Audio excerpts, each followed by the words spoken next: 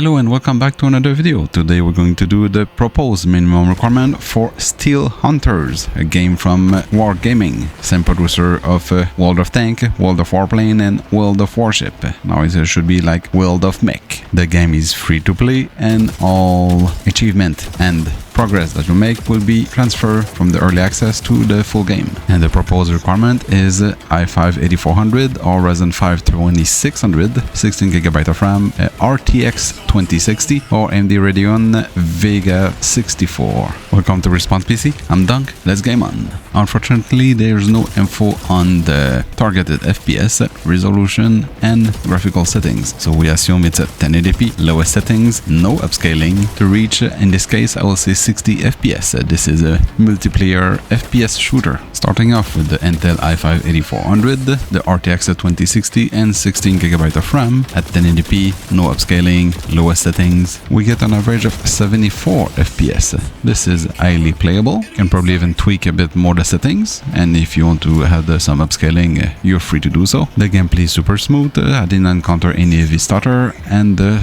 frame time graph is smooth also. The GPU is not even using the maximum capacity it can use. We are between 70 to 80% of utilization for the GPU. My guess is we have a CPU bottleneck because the CPU is always in the 80 to 90% of utilization. So the CPU minimum requirement is not enough minimum. At least the GPU is using 5.8 out of 6GB of VRAM, and for the RAM itself, out of 16, we're using 12.8 to 13GB of RAM. So 16 is really the minimum. The only thing is the CPU seems to be not powerful enough. There's some juice still available for the GPU. And keep in mind, right now I'm playing in a skirmish, against AI with one human player. So it can probably get more hectic than currently if you have 8 squad of 2 people. And the GPU is probably not the real minimum requirement, as there's still some power left on the table because we are bottlenecked by the CPU. Jumping to the AMD side, we have the Ryzen 5 2600, 16GB of RAM, and the RX 5700 because my Vega 64 decided to overheat and doesn't work anymore. There isn't a lot of difference between the Vega 64 and the RX 5700, both featuring 8GB, but the 8GB of the Vega 64 is HBM something too. In terms of performance, the Vega is about 2%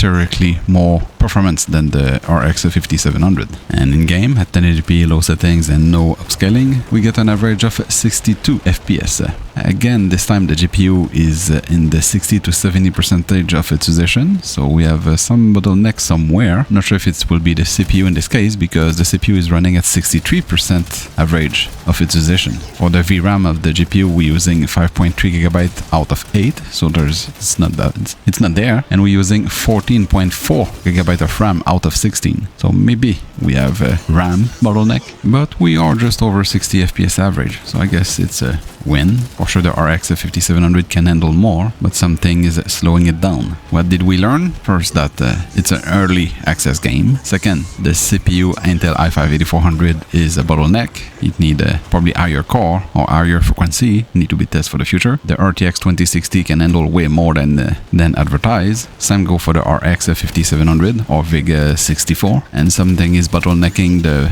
RX 57, probably the RAM. Some doubt that it's the CPU, but we're going to test that in the real minimum requirement. Thanks for watching, see you in the next one, and subscribe.